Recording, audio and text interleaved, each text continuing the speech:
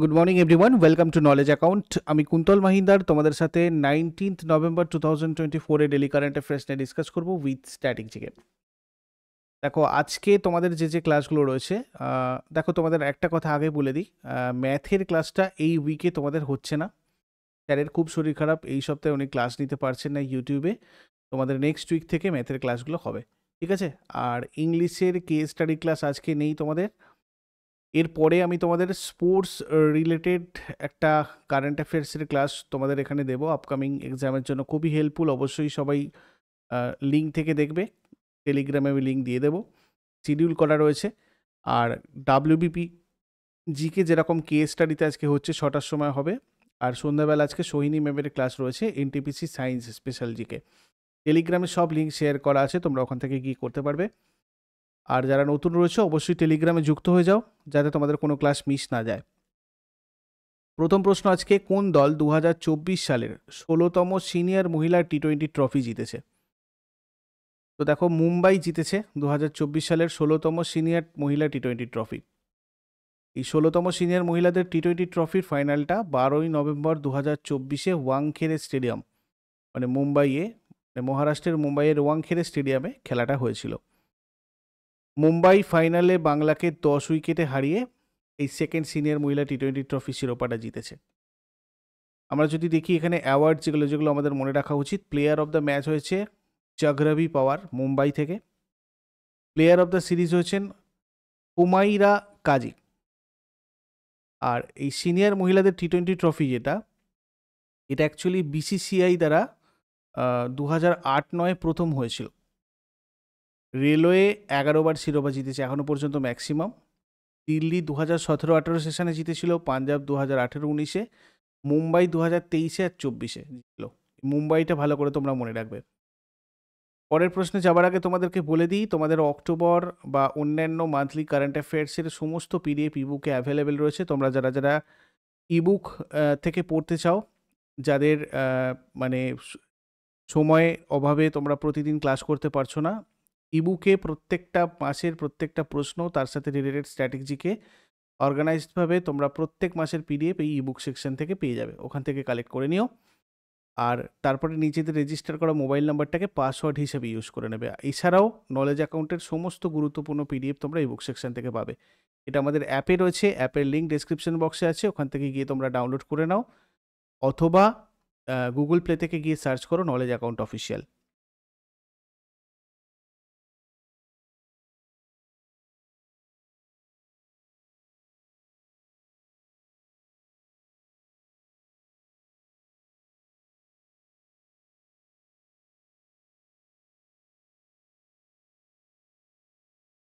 পরের প্রশ্ন, কোন রাজ্যটা সর্বপ্রথম সকল শহুরি প্রাথমিক স্বাস্থ্যকেন্দ্রে আয়ুষ সেবা প্রদান শুরু করেছে?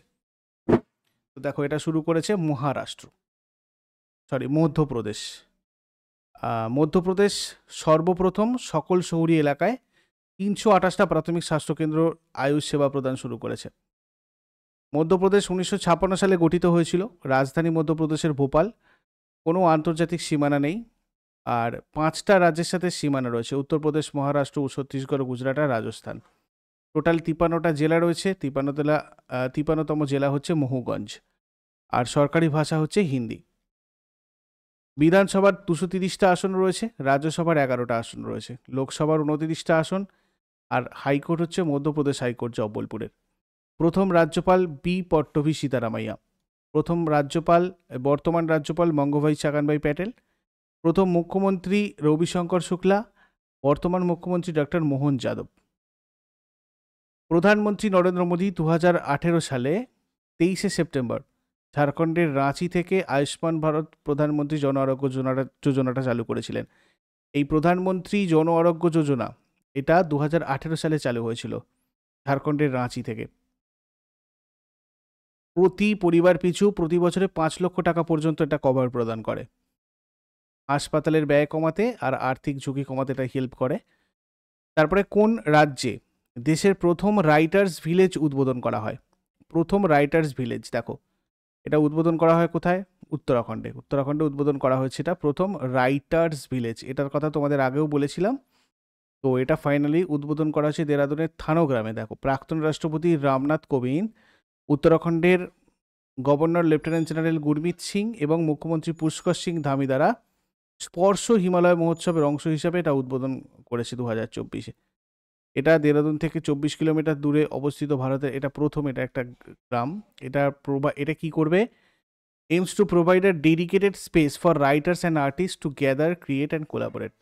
সমস্ত রাইটার আর্টিস্টরা একটা জায়গায় এসে নিজেদের মধ্যে আলোচনা, ক্রিয়েশন নিয়ে, কোলাবোরেশন নিয়ে এগুলো করতে পারবে। তারপরে জাতিসংঘের জলবায়ু পরিবর্তন সম্মেলন কোথায় অনুষ্ঠিত হচ্ছে? বাকু, আজারবাইজানের বাকুতে অনুষ্ঠিত হচ্ছে জাতিসংঘের জলবায়ু পরিবর্তন সম্মেলন। আজারবাইজানের বাকুতে 29তম জাতিসংঘ জলবায়ু পরিবর্তন সম্মেলন COP29 শুরু হয়েছে। এটা একটা গ্লোবাল ইভেন্ট যেটা জলবায়ু সংক্রান্ত সমস্যা সমাধানের জন্য সমস্ত দেশ একটা জায়গায় হয়ে আলোচনা করে আর কি। তারপরে 2024 সালের ইনফোসিস পুরস্কারে বিজয়ীদের কটা বিভাগে নির্বাচন করা হয়েছিল? 6টা বিভাগে নির্বাচন করা হয়েছিল 2024 সালের ইনফোসিস পুরস্কারে বিজয়ীদের। 2024 সালের ইনফোসিস পুরস্কারের বিজয়ীদের 6টা বিভাগে নির্বাচন করা হয়েছিল। বিভাগগুলো হচ্ছে অর্থনীতি, প্রকৌশল, কম্পিউটার বিজ্ঞান, মানবিক আর সামাজিক বিজ্ঞান, জীবন বিজ্ঞান, গণিত বিজ্ঞান এবং পদার্থবিজ্ঞান। অরুণ চন্দ্রশেখর, ইনি অর্থনীতির স্ট্যানফোর্ড বিশ্ববিদ্যালয়ের, ইনি পুরস্কার পেয়েছেন। শ্যাম গোল্লাকোটা, ইনি হচ্ছেন প্রকৌশল আর কম্পিউটার বিজ্ঞান, ওয়াশিংটন বিশ্ববিদ্যালয়ের। মাহমুদ কুরিয়া, ইনি হচ্ছেন মানব এবং সামাজিক বিজ্ঞানের একজন মানে এডিনবার্গ বিশ্ববিদ্যালয়ের। সিদ্ধেশ কামাত, জীববিজ্ঞানের, পুনের জীববিজ্ঞানের IISER। নীনাগুপ্ত এসআই, কলকাতা, গণিত বিজ্ঞান। আর বেদিকা খেমানি, ইনি পদার্থবিজ্ঞানের একজন বিজ্ঞানী, স্ট্যানফোর্ড বিশ্ববিদ্যালয়ের। পুরস্কারটা তাদের প্রাথমিক কর্মজীবনে তরুণ আর প্রতিশ্রুতিশীল গবেষকদের স্বীকৃতি দেয়।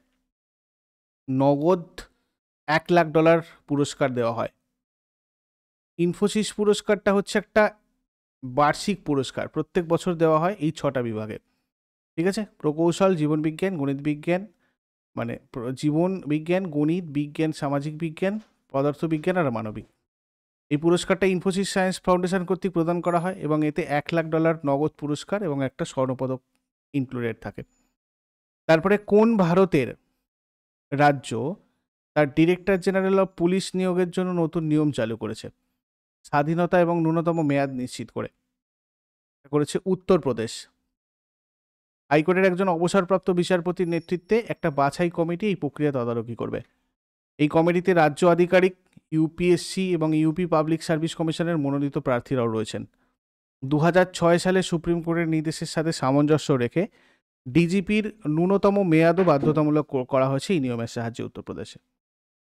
আর এই সংস্কারের লক্ষ্য হচ্ছে পুলিশ ব্যবস্থার অখণ্ডতা আরও জোরদার করা, স্ট্রং করা, নাগরিক অধিকার নিশ্চিত করা এবং কার্যকর প্রশাসনের প্রচার করা।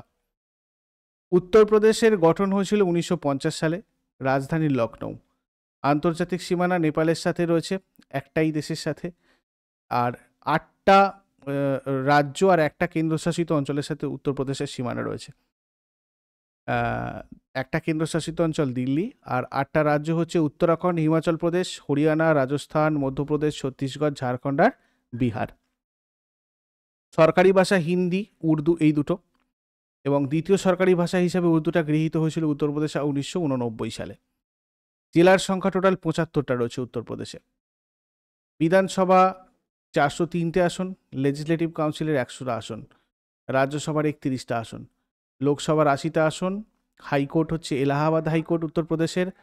প্রথম রাজ্যপাল সরোজিনী নাইডু, তিনি ভারতীয় রাজ্যের প্রথম মহিলা গভর্নরও ছিলেন। বর্তমান রাজ্যপাল আনন্দীবেন প্যাটেল। প্রথম মুখ্যমন্ত্রী গোবিন্দ বল্লভ পন্ত, আর বর্তমান মুখ্যমন্ত্রী যোগী আদিত্যনাথ, 21তম প্রধানমন্ত্রী। তারপরে সম্প্রতি প্রয়াত বিশ্বের প্রথম মিস ওয়ার্ল্ড কি হাইকানসন কত সালে মিস ওয়ার্ল্ড হয়েছেন?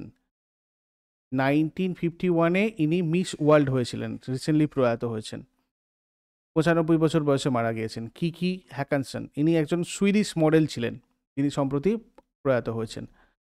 মিস সুইডেন 1951-এ হয়েছেন, মিস ওয়ার্ল্ডও হয়েছিলেন 1951-এ। তো এনার কথা অবশ্যই সবাই মনে রাখবে।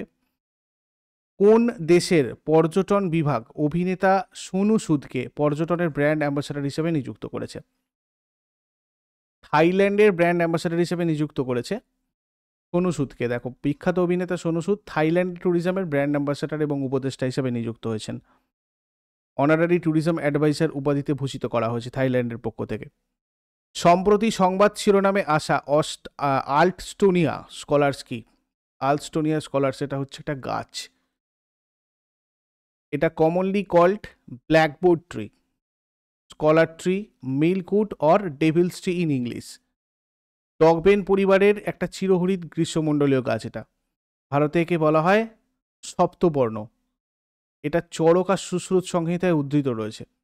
আর এই গাছটা ভারতীয় উপমহাদেশ মানে দক্ষিণ পূর্ব এশিয়া, দক্ষিণ চীন জুড়ে বিস্তৃত, গ্রীষ্মমণ্ডলীয় এবং উপক্রান্তীয় জলবায়ুতে সমৃদ্ধ। আর 10 থেকে 20 মিটার উচ্চতায় এটা বৃদ্ধি পায়, কখনো কখনো 40 মিটার পর্যন্ত পৌঁছায়। তারপরে সম্প্রতি ভারত সরকার কোন দেশের সঙ্গে গ্রিন হাইড্রোজেন টেকনোলজি বিষয়ে মেমোরান্ডাম অফ আন্ডারস্ট্যান্ডিং স্বাক্ষর করেছে? জার্মানি এটা করেছে। জার্মানির রাজধানী বার্লিনে চ্যান্সেলর ওলাফ স্কোলজ রয়েছেন বর্তমানে, রাষ্ট্রপতি Frank Walter Steinmeier. Official language German. এরপরে আগের দিনের হোমওয়ার্কগুলো আমরা দেখে নেব। কোন রাজ্যের প্রাক্তন মুখ্যমন্ত্রী কর্পূরী ঠাকুর 2023 মরণোত্তর ভারতরত্ন পুরস্কারের জন্য নির্বাচিত হয়েছিলেন? তো এটা হয়ে যাবে বিহার। এম ভেঙ্কাইয়া নাইডু ভারতের কততম উপরাষ্ট্রপতি যিনি 2024 পদ্মবিভূষণ পুরস্কারে ভূষিত হয়েছেন? এটার উত্তরে যাবে ভারতের 13তম উপরাষ্ট্রপতি। আর আজকে তোমাদের জন্য প্রশ্ন থাকবে, কমনওয়েলথ গেমস কোন বছর ভারতে অনুষ্ঠিত হয়? স্বাধীন ভারতে প্রথম ভারতীয় গভর্নর জেনারেল কে ছিলেন? শেষকালে কমেন্টে জানাও। চট করে আগের দিনেরগুলো কুইক রিভাইজ করে নেব। যারা যারা লাইভে রয়েছে অ্যান্সার করার চেষ্টা করো।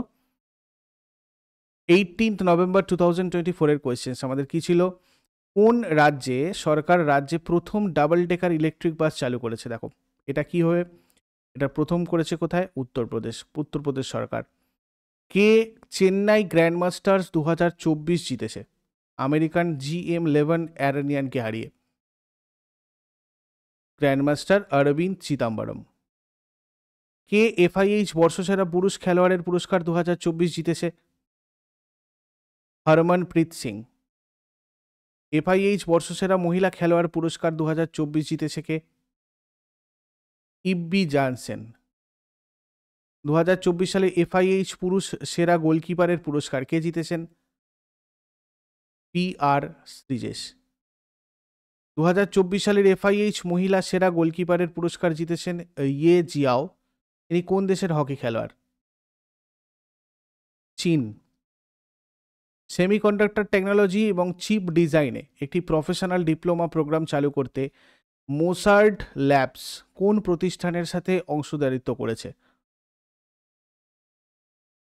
IIT ভুবনেশ্বর। রাষ্ট্রপতি ডোনাল্ড ট্রাম্প কাকে জাতিসংঘের রাষ্ট্রদূত হিসাবে নিযুক্ত করেছেন?